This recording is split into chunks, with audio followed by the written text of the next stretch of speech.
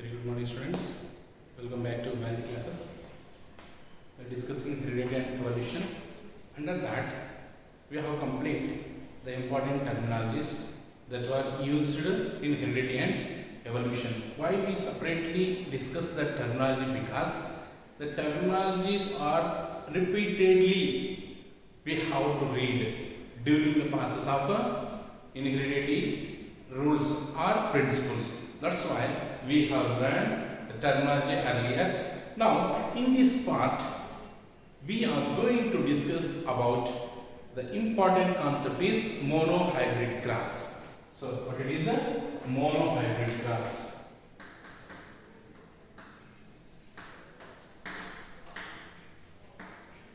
So, already we have learned about the definition of monohybrid class. It's done. So, what is the monohybrid class means? When inheritance of a gene or single gene, and that can be studied in a class. So, during one self-pollination or cross-pollination, whatever the process is occurring, only one gene is going to be transferred from parents to the offspring. That we are going to study under that monohybrid class. Understand? So, for understanding monohybrid class, Mendel conducted experiments. So, for the experiment, Mendel selected pea plant. Already we came to know that Mendel used to select a pea plant for his experiment. Instrument. So, under that, we have learned different contrasting properties of the pea plant. So, out of that, we will select only one trait or one character we will select for conducting our experiment. Why? Because it is monohybrid class. So we have to take only one gene or one character to study during the hybridization process. That's why it is called as monohybrid class. Out of 7 contrasting character, he selected only one character, that is the length of the stem. So he used to select the length of the stem. So we came to know that in pea plant itself, he found one is tall plant and the one is short plant. So character is only one.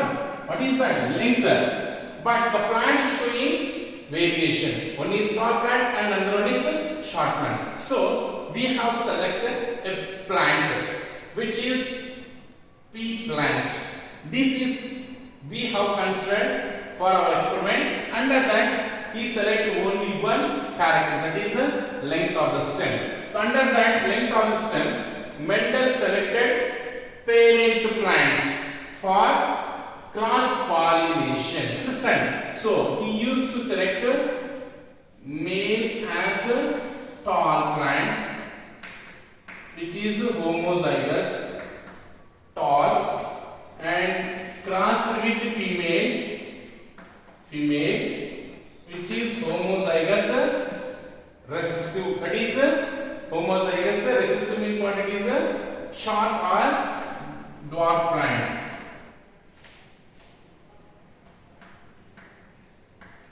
Dwarf plant. Now this is the male and this is the female, and this is the parent generation. This is the parent generation which allows to conduct an experiment by the Mendel in between two parents.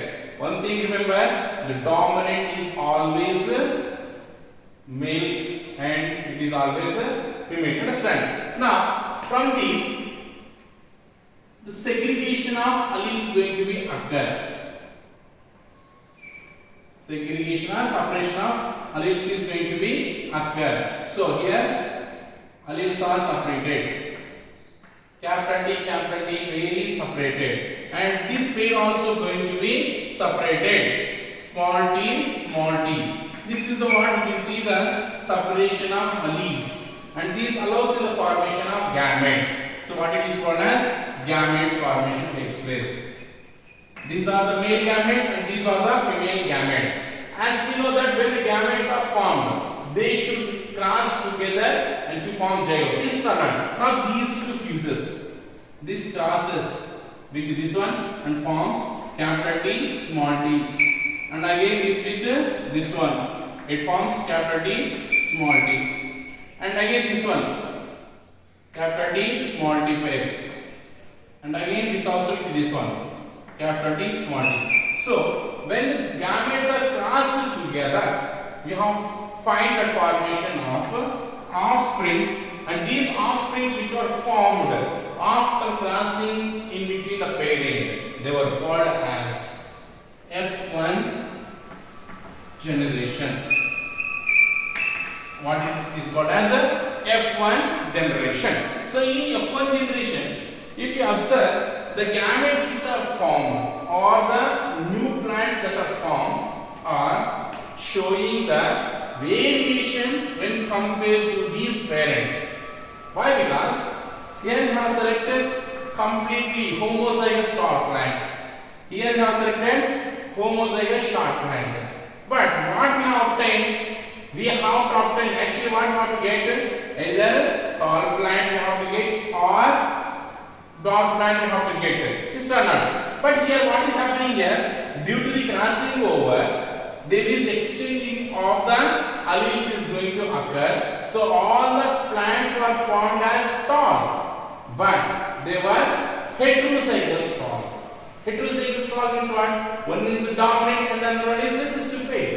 Due to this variation, all the plants which are formed in the first generation are homozygous tall. Understand? How about the plants are homozygous tall? Heterozygous tall plants are formed during F1 generation. Understand? And if you represent this in Punnett square or checkerboard, how it will be represented? This is the checkerboard.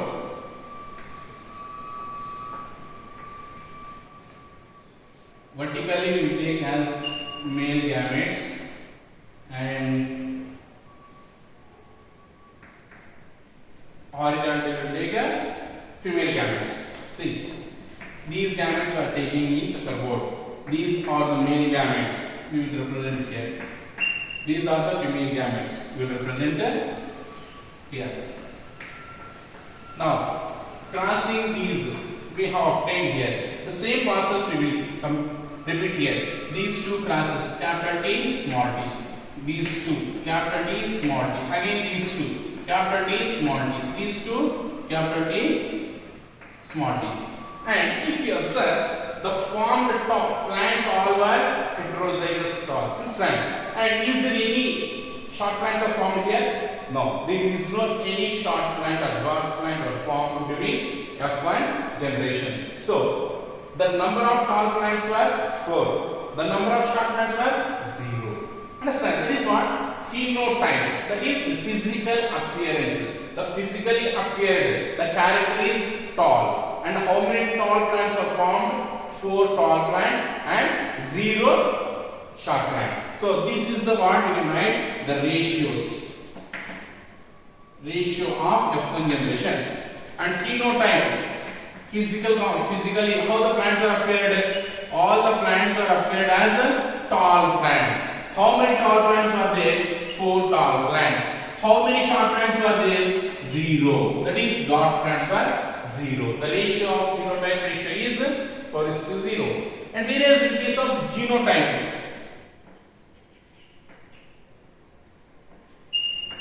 so genotype means for the formation of these tall plant, what is the genetic composition? That is what is the genes are functioning. So to form all these tall plant, the genetic composition is capital T small t. And for this capital T small t. So all were the capital T small t pair. There is no any other pair of genes. That is there is no short plant. So there is no genes for the short plant. So how many genotyping ratios are there? 4. 4 are the heterozygous tall plants are formed. So how this genotype ratio we will write is genotype and homozygous and heterozygous conditions we will take here to write. So homozygous genes how many are there? Heterozygous pair gene how many are there? That is we have to write here as genotype ratio. Here homozygous condition. What is homozygous condition? homozygous condition, whether it is homozygous for this capital T pair should be present for tall, and whereas for short it will be small t. Understand? Whereas heterozygous, for heterozygous condition, capital T, small t, tall should be found. Now this we will write in ratio. For genotype ratio, how many are homozygous tall? Is there any homozygous tall? That is capital T pair is there in this Punnett square? Not there. So homozygous tall plants are 0. And homozygous short plant, small t pair is found in this checkerboard? No. So the homozygous dwarf plants also 0. Next, heterozygous tall, capital T small t. Is there capital T small t pair in this Punnett square means is there. How many pairs are there? 4 are there. So 4 are the heterozygous dominant. And is there any other homozygous dominant or recessive means 0. There is no homozygous dominant and homozygous recessive are formed during F1 generation. This is what we can see that F1 generation which was crossed in between the parent generation, tall plant and short plant. And what is the obtained in F1 generation is heterozygous tall. Understand? That is we have got here. Now we will see self-pollination. Self-pollination. So here parent generation they allows to carry out a cross-pollination in between parent generation. It is occurred. Now the self-pollination means after growing of these plants we will obtain some seeds. The same seeds will grow plants. In that we have to carry out self-pollination. Understand? So, what is the F1 generation gametes are formed here? Capital T, small t. All are the capital T, small t. And that is itself pollinated. That is self-pollinated. Capital T, small t pair. And this is F1 generation self-pollination. F1 generation only I have selected. Again, these are going to self-pollinated. That is one. So, as usual, we have seen that separation of alleles. Separation of alleles. Now, alleles are separated. After separation of alleles, as we can the formation of gametes. These are the gametes now. Now, these gametes, as we know that once the gametes are formed, they are allowed to carry out fusion. So that is capital T, capital T, this pair. And next to capital T, small t, this pair. And this gamete. Capital T, small t, this pair, and small t, this pair. And these were the F2 generation. These are the F2 generation. Understand? Now, in F2 generation, when we compare to the F1 generation and F2 generation, here the parents, now these are the active parents. The parents were heterozygous tall. Here the parents were homozygous tall and homozygous dwarf. But after self-pollination of heterozygous tall plants, we obtained homozygous tall, heterozygous tall, and homozygous recessive. See? We got here 3 were the tall plants, 1 is the short plant. Is it or not? 3 plants they were not homozygous tall. 1 is homozygous tall and remaining 2 are the heterozygous tall. And this is the homozygous tall. See, If you represent this in checkerboard,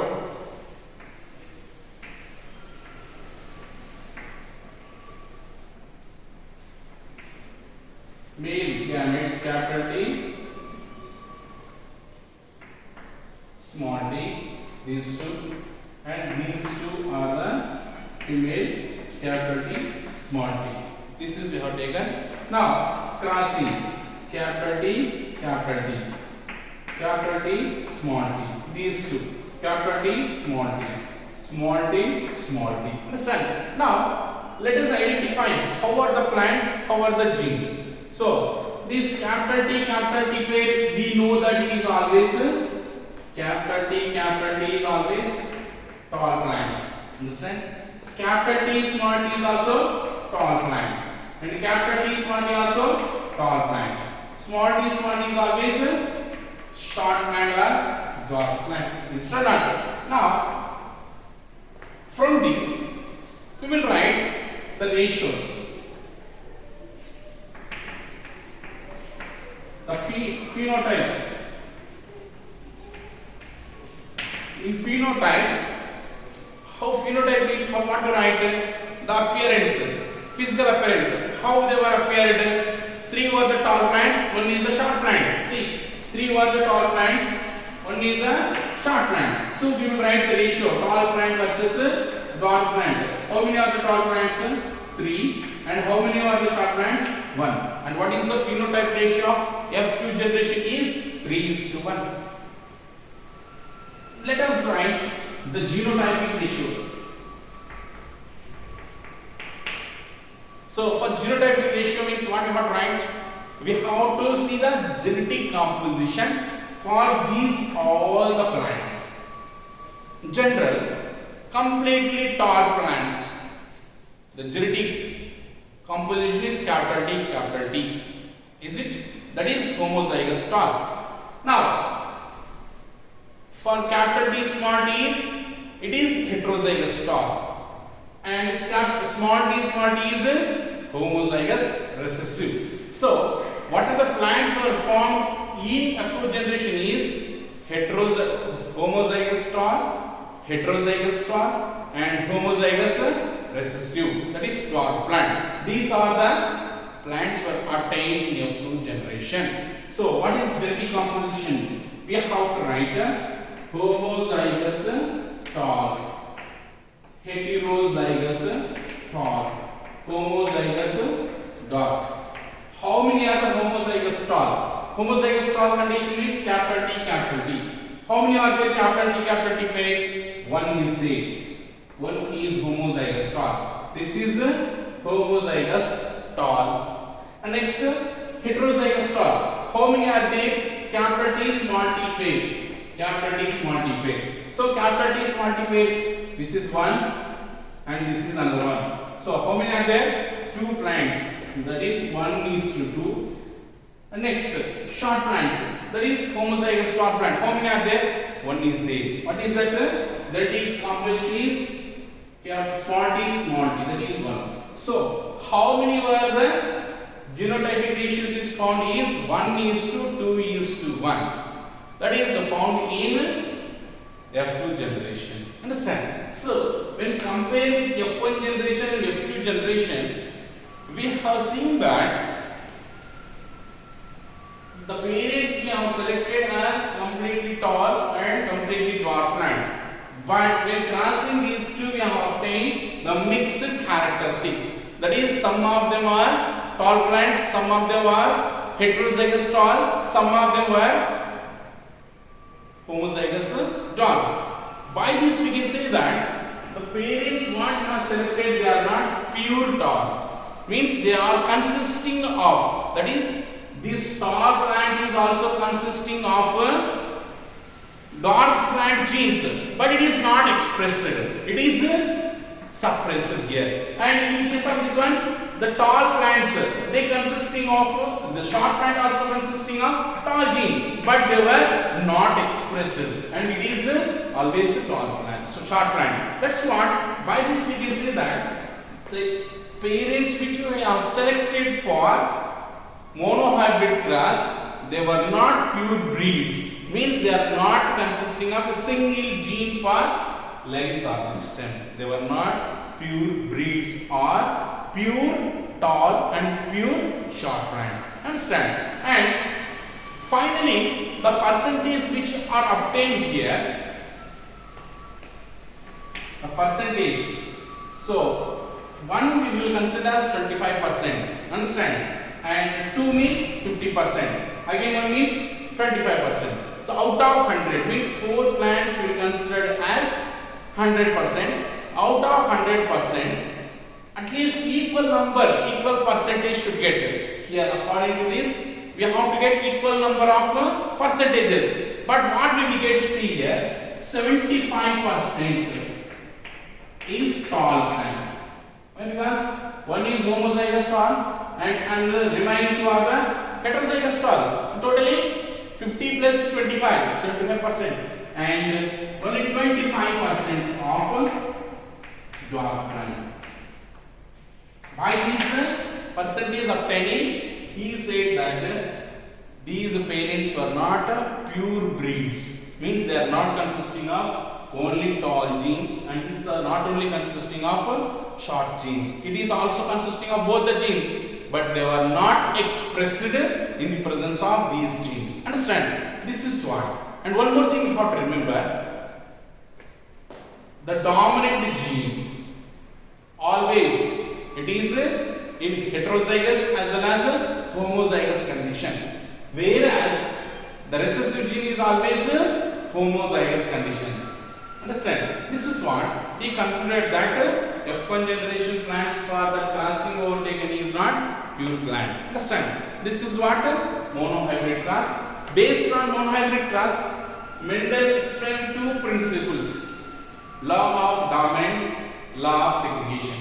What these two principles says, that we will continue in next part.